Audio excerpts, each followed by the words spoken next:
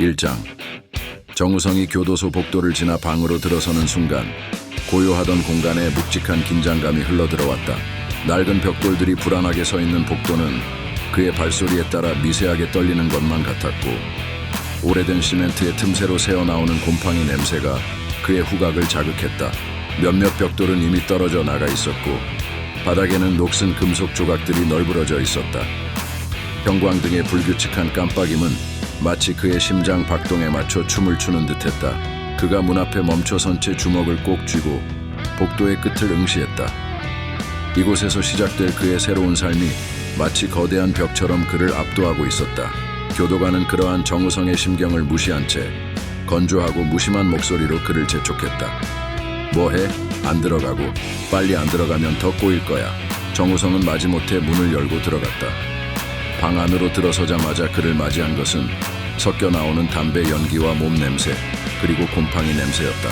방은 텅 비어 있었고 바닥에는 여러 겹의 낡은 모포가 깔려 있었다. 침대는 없었고 모든 수용자들은 그 모포 위에 앉거나 누워 있었다. 그의 눈에 비친 방 안의 모습은 마치 그가 외면하려 했던 기억들을 강제로 끄집어내는 듯했다. 바닥에 깔린 낡은 모포들은 시간의 흐름을 견뎌내지 못한 채 곳곳이 해져 있었고, 그것들은 마치 그의 오래된 상처들을 드러내는 것처럼 보였다. 벽을 타고 흘러내리는 습기의 얼룩은 그의 마음속 깊은 곳에서 스며 나오는 불안을 시각적으로 형상화한 듯했다. 정우성은 방 한가운데에 서서 잠시 눈을 감았다. 이곳에서 마주할 날들에 대한 두려움이 그의 가슴을 짓눌렀다. 안녕하세요. 다들 잘 지내세요? 그가 불안한 목소리로 인사를 건넸지만 방 안에 있는 4명의 수용자들은 그에게 어떠한 반응도 보이지 않았다. 그들의 시선은 그를 향하지 않았고 그저 자신들의 세계에 갇혀 있을 뿐이었다. 정우성의 인사는 그가 내뱉자마자 사라져버리는 허공의 메아리처럼 무의미하게 느껴졌다. 이렇게 조용할 줄은 몰랐는데 어쩌면 여기서 살아남을 수 있을지도 모르겠어. 그의 혼잣말은 공기 중에 흩어지며 방 안의 정막 속으로 스며들었다. 바깥에서는 교도관의 발소리가 점점 멀어져 갔고 방 안에는 다시 완전한 침묵이 찾아왔다. 정우성은 자신의 자리로 돌아와 천천히 모포 위에 앉았다. 이곳에서의 생활이 그의 상상보다 훨씬 더 견디기 어려울 것임을 그는 점점 깨달아갔다. 그가 모포에 앉아있을 때 방 한쪽에 있던 수용자 중 한 명이 그를 힐끔 쳐다보더니 비아냥거리듯 말했다. 아, 새로운 놈이군. 여긴 그런 격식 따지는 곳이 아니야, 친구. 그저 버티는 거지. 알겠나? 또 다른 수용자가 이어서 중얼거리듯 대답했다. 맞아, 여기선 다 똑같아. 누구나 처음엔 그렇게 말하지. 살아남을 수 있을 거야. 그 말이 얼마 가지 않으리란 걸 알게 될 거야. 정우성은 그들의 말에 고개를 끄덕이며 다짐했다. 이곳의 모든 것이 그의 의지를 시험할 것이 분명했다. 그는 자신의 내면에 자리 잡은 불안을 억누르며 이 방에서 어떻게 살아남아야 할지 고민하기 시작했다. 방 안의 어둠 속에서 그는 앞으로의 길이 얼마나 험난할지 깨달아가고 있었다. 정우성은 곧 다시 침묵 속으로 빠져들었고 그의 그림자는 깜빡이는 형광등 아래에서 길게 늘어졌다. 그리고 그 순간 그의 결의는 이전보다 더 강해졌다. 이곳에서의 생존은 단지 버티는 것이 아니라 그 이상의 무언가를 요구하고 있었다. 교도소의 문이 닫히는 소리가 멀리서 들려왔다. 그 소리와 함께 그의 마음속에서는 새로운 결심이 자라나기 시작했다. 이곳이 그를 억누르려 해도 그는 절대 굴하지 않을 것이다. 2장. 교도소의 복도는 마치 그 자체가 하나의 살아있는 존재인 듯 벽돌들이 세월의 흔적을 고스란히 담고 있었다. 벽돌 사이사이로는 먼지가 쌓여가고 금이 간 부분들이 여기저기 드러나 있었다. 공기는 축축하게 내려앉은 곰팡이 냄새와 오래된 담배 연기로 가득 차 숨을 쉴 때마다 가슴 깊이 스며드는 듯했다. 빛바랜 조명이 깜빡이며 불규칙하게 비추고 있었고 그 희미한 빛 속에서 모든 것이 흐릿하게 흔들리고 있었다. 그 순간 교도관의 명령이 복도에 울려 퍼졌다. 그의 목소리는 차갑고 날카롭게 공기를 가르며 마치 복도 전체를 흔들어 깨우는 듯했다. 각방 운동. 그의 외침이 끝나자마자 오래된 철문들이 무거운 소리를 내며 무수히 열리기 시작했다.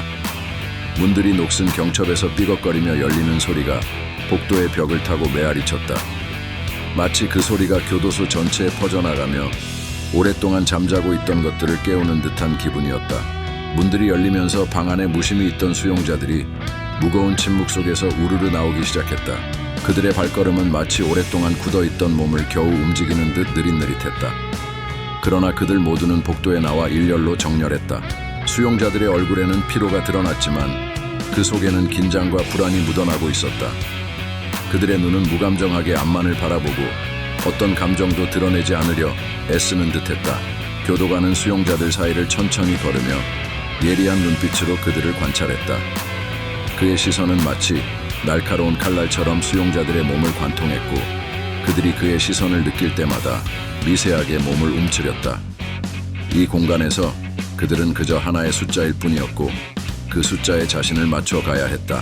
교도관은 수용자들 사이를 천천히 걸으며 예리한 눈빛으로 그들을 관찰했다. 그의 시선은 마치 날카로운 칼날처럼 수용자들의 몸을 관통했고 그들이 그의 시선을 느낄 때마다 미세하게 몸을 움츠렸다. 이 공간에서 그들은 그저 하나의 숫자일 뿐이었고 그 숫자에 자신을 맞춰 가야 했다. 다들 정신 차려야 할 거야. 여기서는 작은 실수도 용납되지 않으니까. 시간을 허비하지 말고 날 실망시키지 않도록 해. 기억해, 이곳에서는 철저히 규율이 지켜진다. 교도관의 목소리는 조용했지만 그 안에 담긴 무게와 경고는 누구도 무시할 수 없는 것이었다. 수용자들은 그의 말을 들었지만 그저 침묵을 지켰다. 그들의 얼굴에는 이미 익숙해진 듯한 무감각이 드러나 있었다. 교도관의 마지막 한마디가 복도를 가로지르며 그들 모두에게 스며들었다. 그들은 여전히 복도에 나란히 서서 숨죽이며 교도관의 다음 지시를 기다렸다. 이 공간의 규율 속에서 그들은 자신을 잃어가고 있었다. 하지만 그 누구도 이곳에서 벗어날 수 없다는 것을, 그 누구도 쉽게 인정할 수 없는 감정이 그들의 마음속에 자리 잡고 있었다. 3장. 정우성은 자신의 존재가 교도소의 금이 간 바닥에 비친 것처럼 흐릿해진 듯한 기분을 느끼며 운동장에 서 있었다. 햇빛은 머리 위에서 쏟아졌지만 그 빛조차도 이 음울한 공간의 잿빛을 씻어내지 못했다. 주위의 철창은 마치 감정을 가둔 우리처럼 그를 둘러싸고 있었다. 잡초는 바닥의 금 사이로 고개를 내밀며 이 공간에 마치 삶의 흔적을 남기려는 듯 버티고 있었다. 모든 것이 정우성에게는 낯설었다. 이곳은 차가웠고 그는 그 차가움 속에서 자신을 잃어가고 있었다. 그러던 그때 무언가에 홀린 듯 무표정한 얼굴로 운동을 하는 수용자들이 그의 시야에 들어왔다. 그들은 마치 기계처럼 반복적인 동작을 이어갔고 그들의 눈에는 피로와 체념만이 깃들어 있었다. 자네 키가 몇인가? 회장은 무심하게 묻듯 다가왔다. 그의 얼굴은 시간이 빚어낸 주름들로 가득했지만 그 안에는 묘한 힘이 담겨 있었다. 정우성은 갑작스러운 질문에 당황하며 대답했다. 180입니다. 회장은 고개를 끄덕이며 미소를 지었다. 운동 좀 했나? 몸이 탄탄해 보이는군. 정우성은 그가 자신을 평가하는 듯한 시선에 긴장했다. 어릴 때 태권도를 배웠습니다. 회장은 크게 웃으며 정우성의 어깨를 가볍게 쳤다. 그 웃음 속에는 알 수 없는 의미가 담겨 있었다. 하하하, 그렇군. 초범이라 그런지 겁이라도 나는 모양이지. 정우성은 회장의 태도에 더욱 혼란스러웠다. 그러나 그는 입술을 굳게 다물고 자신의 생각을 가다듬으려 애썼다. 아닙니다. 그냥 아직 적응이 안 되어서요. 회장은 그의 말을 듣고 고개를 끄덕였다. 적응이라, 여긴 다 똑같아. 시간은 누구에게나 똑같이 흘러가고 결국엔 다들 이 생활에 익숙해지게 마련이지. 그때 노란 명찰을 단 수용자가 회장에게 다가왔다. 그의 표정은 간절했지만 동시에 어떤 경외심이 느껴졌다. 회장님, 추력 신청은 어떻게 되었습니까? 그가 묻자 회장은 그의 어깨를 부드럽게 두드렸다. 추력이라, 자네가 생각하는 것처럼 쉬운 일이 아니지. 하지만 자네가 마음을 고쳐먹었다면 다시 기회를 줄 수 있을지도 모르지. 정우성은 그들의 대화를 지켜보며 이곳의 질서와 규율 속에서 자신이 어떻게 살아남아야 할지에 대해 깊이 생각했다. 수용자들은 모두 그저 무심한 얼굴로 자신만의 세계에 갇혀 있었지만 그들 속에는 각자의 이야기가 숨겨져 있었다. 정우성은 이제 그 이야기를 이해하고 그 속에서 자신의 자리를 찾아야 한다는 것을 깨달았다. 교도소의 운동장은 그 자체로도 하나의 무대였다. 한낮의 햇빛은 마치 조명처럼 그 위에 쏟아졌고 수용자들의 무표정한 얼굴들은 관객들의 얼굴처럼 보였다. 철창은 무대를 둘러싼 커튼과 같았고 그 안에서 벌어지는 모든 행동들은 철저하게 규율에 맞춰져 있었다. 회장과 정우성의 대화는 마치 연극의 한 장면처럼 이어졌다. 회장은 농담처럼 말을 던졌고 정우성은 그에 맞춰 대답했다. 그러나 그 속에는 진지함이 숨겨져 있었다. 그들의 대화는 겉으로는 가벼워 보였지만 그 속에는 이곳에서 살아남기 위한 무언의 전략이 깔려 있었다. 자네 농구는 해보았나? 회장이 다시 물었다. 정우성은 잠시 머뭇거리다 대답했다. 아니요, 농구보다는 출구를 찾는 게 더 급한 일이겠죠. 회장은 그 말에 크게 웃으며 말했다. 하하하, 그렇다면 자네는 농구에서도 출구를 찾는 방법을 먼저 배워야겠군. 정우성은 그의 말에 가볍게 웃으며 고개를 끄덕였다. 그렇다면 회장님이 그 방법을 가르쳐 주셔야 할 텐데요. 회장은 미소를 지으며 말했다. 농구의 비결은 간단하지. 공을 던질 때 목표를 똑바로 바라보고 절대 망설이지 않는 것. 인생도 다를 바 없네, 젊은이. 그 순간 교도관의 호루라기 소리가 운동장을 가르며 울렸다. 모든 수용자들은 마치 기계처럼 일사불란하게 움직였고 운동장은 순식간에 고요해졌다. 남겨진 것은 차가운 바람과 그 바람에 실려 나부끼는 낙엽뿐이었다. 정우성은 다시 한번 주위를 둘러보았다. 이곳의 규율 속에서 그는 어떻게 자신의 자리를 찾아야 할지 그 답을 찾기 위해 천천히 걸음을 내디뎠다. 정우성은 어제 회장과의 대화를 머릿속에서 곱씹으며 더 결연한 마음으로 그를 다시 찾아가기로 했다. 그의 발걸음은 무거웠지만 그 속에는 굳은 결심이 담겨 있었다. 운동장의 중앙에 다다랐을 때 회장은 이미 그곳에 서 있었다. 그는 마치 이곳이 자신의 왕국인 양 당당하게 서 있었고 그의 시선은 주위를 예리하게 꿰뚫고 있었다. 그의 눈길을 받은 수용자들은 마치 보이지 않는 권위에 눌려 그의 앞을 피하며 서둘러 지나갔다. 회장은 무심한 듯 보였지만 그 눈빛은 모든 것을 통제하려는 듯한 차가운 의지가 느껴졌다. 정우성은 그 앞에서 발걸음을 멈췄다. 그의 심장은 강하게 뛰었고 숨결은 가늘어졌다. 하지만 그는 자신의 결심을 숨기지 않기로 했다. 이번에는 물러서지 않을 생각이었다. 회장님, 정우성은 침착하게 입을 열었다. 그의 목소리에는 조심스러움과 함께 결연한 의지가 담겨 있었다. 그 말은 회장의 귀에 분명하게 전달되었다. 회장은 그를 잠시 응시하다가 얇은 미소를 지으며 대답했다. 왜 그러나 정우성, 무슨 일이 있나? 정우성은 속마음을 드러내기 전 잠시 망설였다. 그 짧은 순간이 지나고 그는 마음속에 깊이 품고 있던 질문을 입 밖으로 꺼냈다. 잘 모르겠는 게 있어서요. 회장님이라고 다들 부르시던데 저도 좀 도와주실 수 있을까 싶어서요. 사례는 꼭 하겠습니다. 회장은 그의 말을 듣고 잠시 생각에 잠긴 듯 고개를 끄덕였다. 그 표정에는 알 수 없는 기운이 서려 있었다. 하하하, 그는 낮게 웃으며 말했다. 같은 수용자끼리 돕긴 뭘 돕나. 여기선 그저 하루하루를 버텨내는 법을 배워야지. 필요한 게 있으면 직원들에게 얘기해. 여기선 개인적인 거래가 중요한 게 아니야. 우린 그저 이곳에서 어떻게든 살아남아야 할 뿐이지. 회장의 말은 일견 평범해 보였지만 그 속에는 이곳의 냉혹한 현실을 담고 있었다. 회장의 눈빛은 날카로웠고 그 안에는 이곳에서의 생존에 대한 통찰이 담겨 있었다. 시간과 싸우려고 하지 말고 그 흐름에 몸을 맡기게나. 회장은 천천히 그러나 단호한 어조로 말을 이었다. 그리고 무엇보다 중요한 건 서로를 도우며 살아가는 법을 잊지 말게. 이곳에서 살아남으려면 혼자서는 불가능할 테니까. 정우성은 회장의 말을 듣고 잠시 멍해졌다. 그 말은 마치 이곳의 어둠 속에 숨겨진 진실을 들추어내는 듯했다. 그의 마음속에는 회장의 말이 깊이 새겨졌다. 그는 처음으로 이곳에서의 생존에 대해 진지하게 생각하게 되었다. 알겠습니다, 회장님. 정우성은 차분한 목소리로 답했다. 그의 결심은 여전히 굳건했다. 더 잘해보겠습니다. 회장은 그의 의지를 확인한 듯 조용히 고개를 끄덕였다. 그래, 그렇게 하게. 여기선 시간이 곧 적이야. 천천히, 그러나 확실하게 행동해야 하네. 정우성은 그 말을 가슴 깊이 새기며 조용히 자리를 떠났다. 운동장에는 여전히 차가운 바람이 불고 있었다. 수용자들은 그 바람 속에서 묵묵히 운동을 계속했다. 정우성은 그들을 보며 자신의 존재와 이곳에서의 역할을 다시금 되새겼다. 그러나 그의 마음속에는 여전히 풀리지 않은 긴장이 남아 있었다.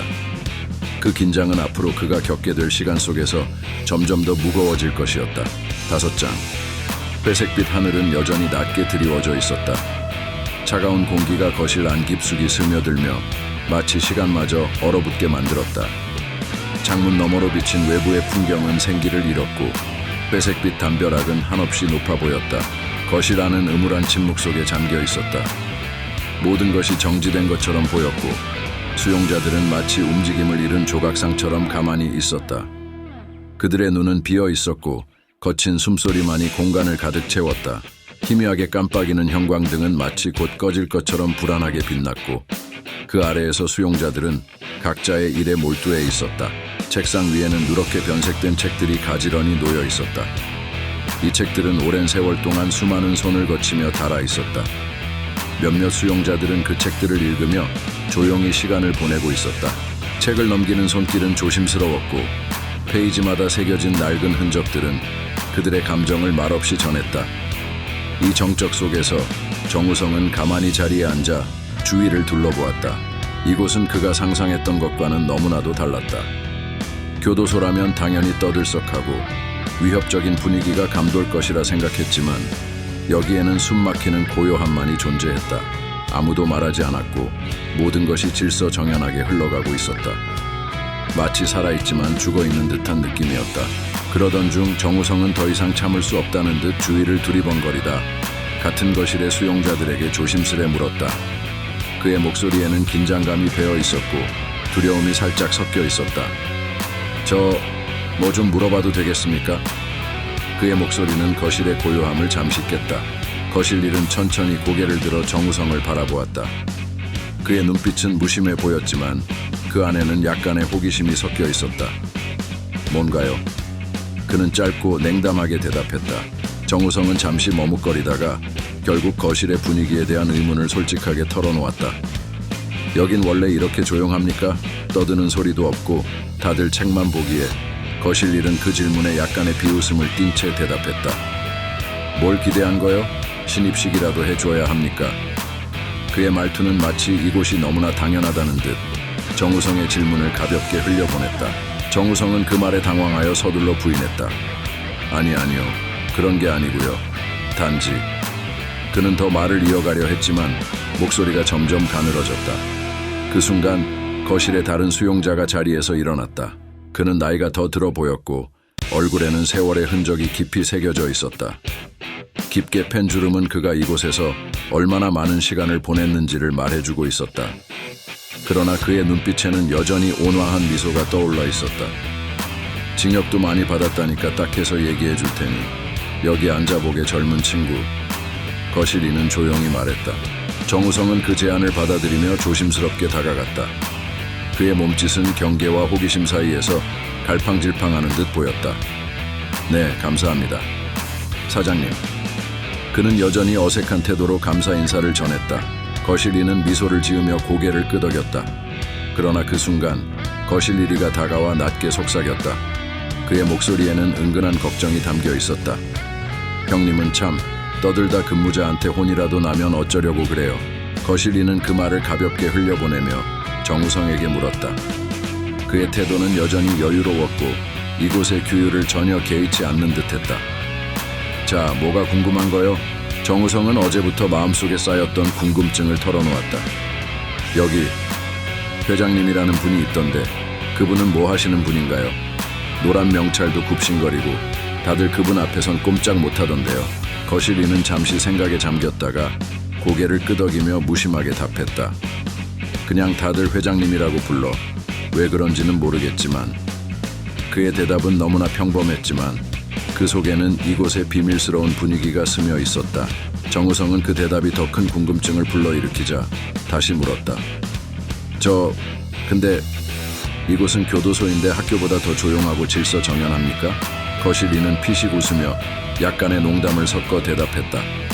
하하하, 특별한 건 없어. 그냥 여기서 격투기 대회가 열려. 정우성은 그 말에 충격을 받은 듯 눈을 크게 뜨며 되물었다. 네? 교도소에서 격투기를요? 거실이는 가볍게 고개를 끄덕이며 아무렇지 않게 설명을 이어갔다. 운동 시간에 30분, 룰은 무기 사용 금지, 쓰러질 때까지. 정우성은 그 설명을 듣고도 믿기지 않는다는 듯 다시 물었다. 근무자들이 가만히 있습니까? 거실이는 의미심장한 미소를 지으며 대답했다. 그래서 회장님 같은 분이 필요한 거야. 경기 일정도 잡고 근무자들한테 약도 치고 문제 일으키는 애들은 선수로 등록을 안 시켜주거든. 정우성은 이 모든 상황이 믿기지 않는다는 표정을 지었다. 그의 마음속에는 이곳이 어떻게 그렇게 운영될 수 있는지에 대한 의문이 가득했다. 그런데 왜 격투기를 하는 거죠? 거실 3이 대화를 끊듯 끼어들었다. 그의 목소리에는 약간의 조롱과 함께 진지함이 섞여 있었다.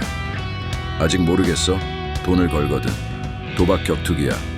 선수는 출전 수당도 받고 우리 소가 2,500명이야. 선수, 직원 합치면 3,000명이 넘어. 그 사람들이 다 돈을 건다고. 그럼 어떨 것 같아? 정우성은 그 말에 충격을 받은 듯 잠시 말을 잇지 못했다. 그의 머릿속에는 상상도 못한 현실이 가득 차올랐다.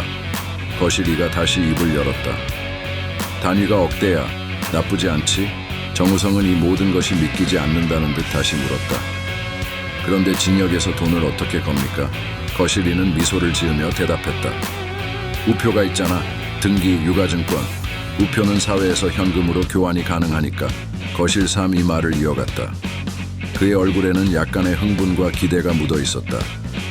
챔피언이 되면 가석방을 받을 수도 있거든. 수십억의 돈의 가석방, 상금으로 충분하지 않나? 정우성은 그 모든 이야기가 믿기지 않는다는 표정으로 다시 물었다. 정말입니까? 그게 가능한 일이에요. 거실이는 그의 질문에 웃음을 터뜨리며 대답했다. 우리가 거짓말을 왜 하나? 그래도 자넨 싹수가 있는 거야. 회장님이 이름을 물어보셨다는 건 관심이 있다는 거니까. 정우성은 그 말을 듣고 자신이 그 대회에 참가하려면 어떻게 해야 할지를 물었다. 그의 목소리에는 이제 확고한 결심이 서려 있었다. 그럼 제가 대회에 참가하려면 어떻게 해야 하죠? 회장님께 부탁해야 하나요? 거실 3은 그에게 추력의 중요성을 강조하며 말했다. 추력부터 해야지. 선수는 추력자들 운동 시간에 경기를 하니까. 정우성은 그 말에 고개를 끄덕이며 자신이 해야 할 일을 명확히 이해했다. 그의 마음속에는 이제 새로운 목표가 생겼고 그는 그 목표를 향해 나아갈 준비를 하고 있었다.